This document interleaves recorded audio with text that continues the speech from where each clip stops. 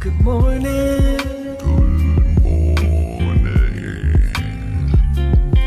Good morning, my friends. Today is indeed a good day.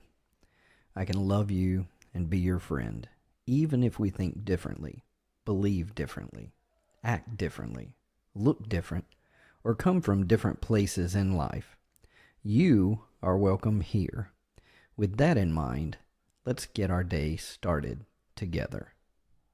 Let's slow down together each morning to contemplate valuable precepts and how we might apply these in our thoughts, words, and actions today, and how they might grow into practices, habits, and even ways of life, so that our life's example is rooted firmly in core values that are a benefit to ourselves and to all around us.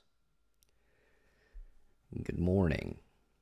This morning's precept, this morning's core value is faithfulness. Now, the word faithfulness may immediately stir up an idea of religion or a belief system for most of us. But with all the precepts and core values that we look at, understanding what we're talking about, understanding the deep meaning of the term, of the precept, is what's important. So I want to focus on and emphasize that faithfulness is not about religious zealotry or blind devotion to a cause. Faithfulness is about a firmness and a consistency that can be counted on. When I think about faithfulness and I think about things that have just happened recently, I had a friend from a former job that we touched base recently. His name's Dale Wassam, and he is at United Community Bank. Wonderful, wonderful guy, wonderful leader, and a wonderful company. I'm also at a wonderful company now with a wonderful team. I've been very blessed to have the ability to be parts of multiple amazing teams of people throughout my career. And the reason that I bring up Dale is that Dale and I, we hit off our relationship at work because we were both pretty consistently working late nights. And we would see each other on teams, and as we were doing our respective after hours work, we would chat and we would encourage each other, and just sometimes we were joking, sometimes we were talking about simple topics, sometimes we would get into deeper topics. But Dale is faithful at his job. He's firm and consistent in his dedication and his passion to bring value and to make a difference where he is. And that's where we met. That's how our work relationship. We were in different departments, but we had a lot of projects that overlapped. And Dale absolutely came to mind because we just bumped into each other on social media in the past day. And on this term of faithfulness, it makes me think of the people.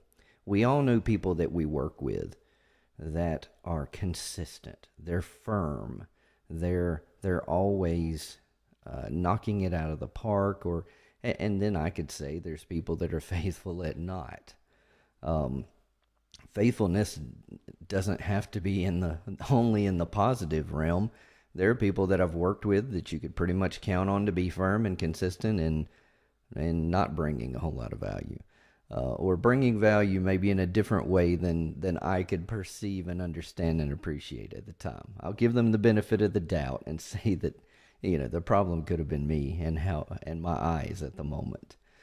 But I think we all know what we're talking about when we talk about faithfulness in that firmness and consistency. Faithfulness is based on past history. I would say that hope is about hope can be blind hope, right? But I would say that faithful, something that's based on faith, is there has been a history where something has proven itself time after time again to be consistent. And for me, that is what the word and the precept faithfulness is about.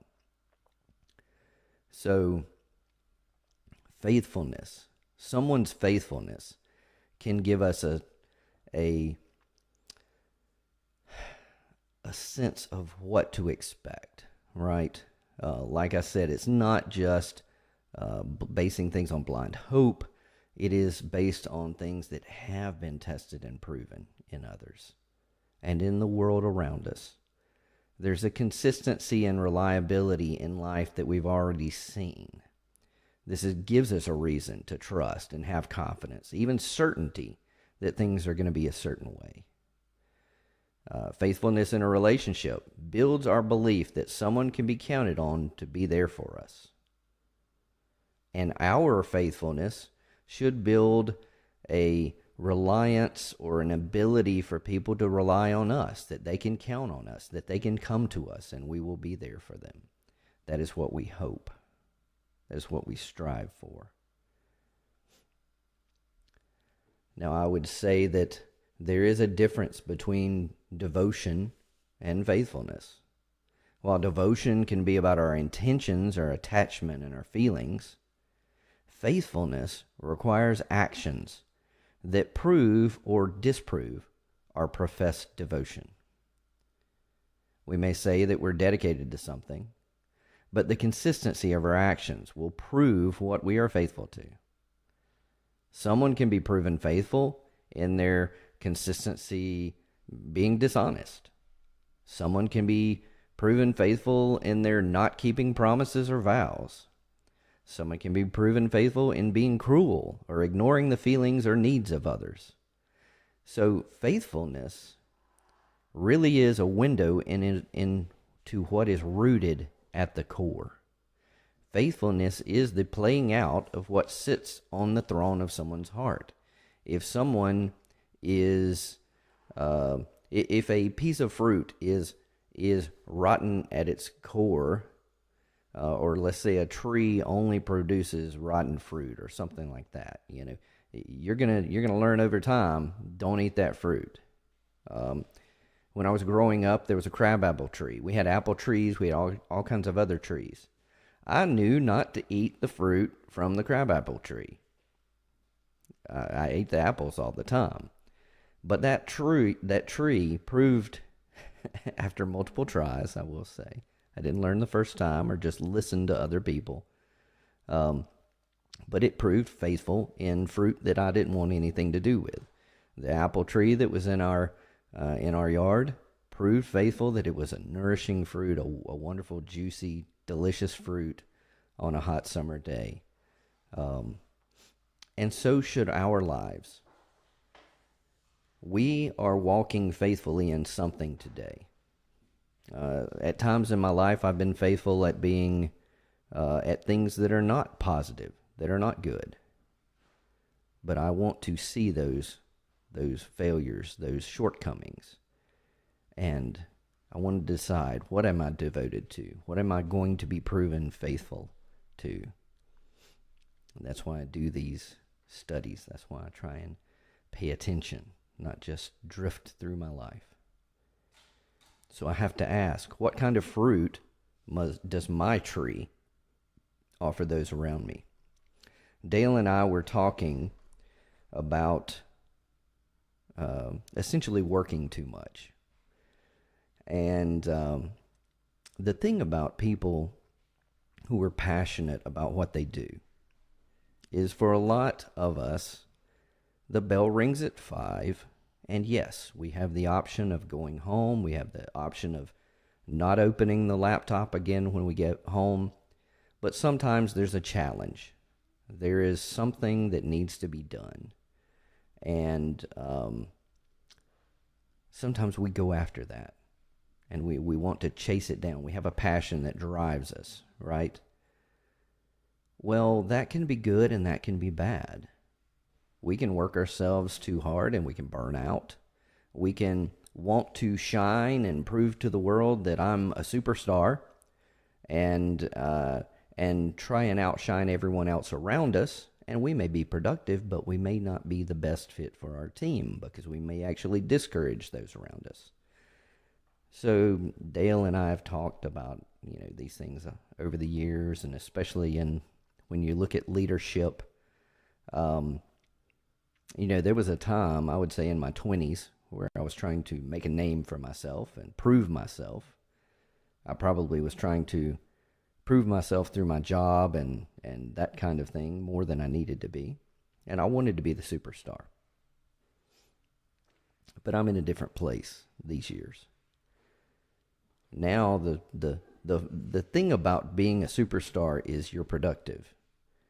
And that's a good fruit. But it can be a problem for the other fruit if you're just focused on yourself.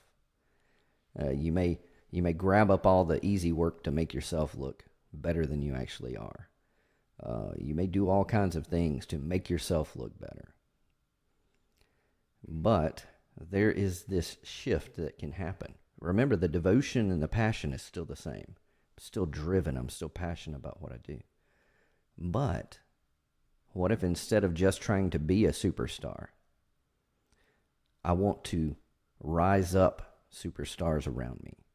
I want to see the value in those near me. I want to, instead of just be faithful at doing a good job personally, I want to be faithful at driving my team and my environment to reach their peak potential. You see, just that little shift produces a different kind of fruit within the environment.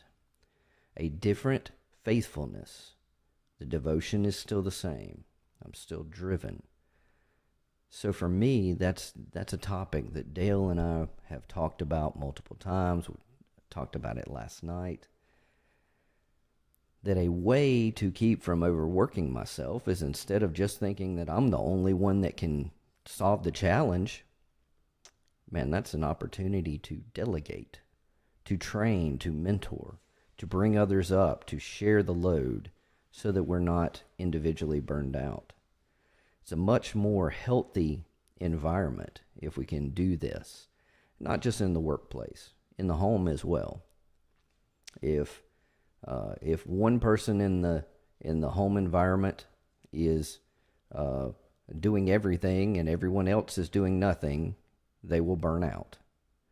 Now, what we're doing and contributing may look different. One person may work longer hours in the workplace, one may work less, one may make up in other areas, but we want to share.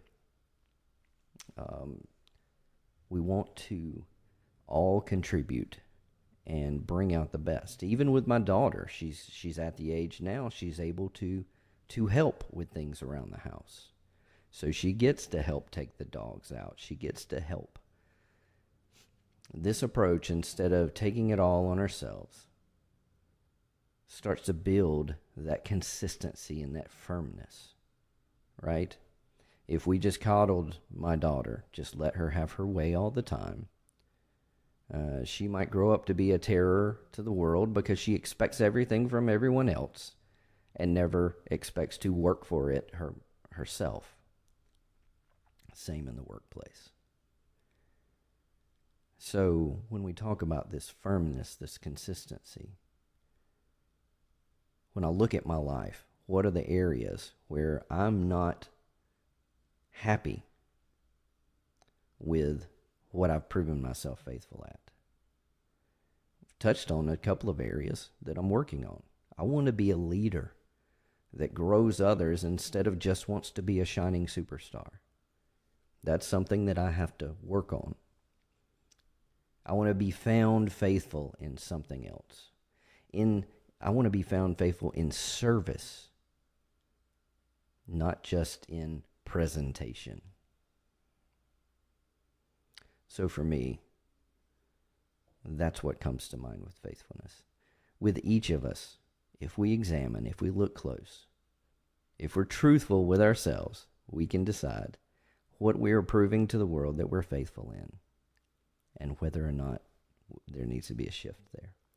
So that's the precept for me this morning. That's what I need to chew on. I love you, I hope you have a wonderful day. I have to mention this. Sarah Joy mentioned something online where she shared something that was just so loving and encouraging to a group of people that many times are ostracized, are pushed to the outskirts, are not encouraged, are not told that they are loved, and her faithfulness in that. I know that from Sarah, when I get on my Facebook, I'm going to get a loving, compassionate, merciful, faithful post from her online. I know that when I see something from Leanne Frick that I used to work with at Heritage Healthcare, that she's going to have something that's going to stir up the best encouragement in us. You see, we are proving to the world what we can be trusted to be firm and consistent in. That's our faithfulness. I hope that we will see the best in others, that we will encourage the best in others, and that we will stir the best in ourselves. God bless, take care, and have a wonderful Thursday.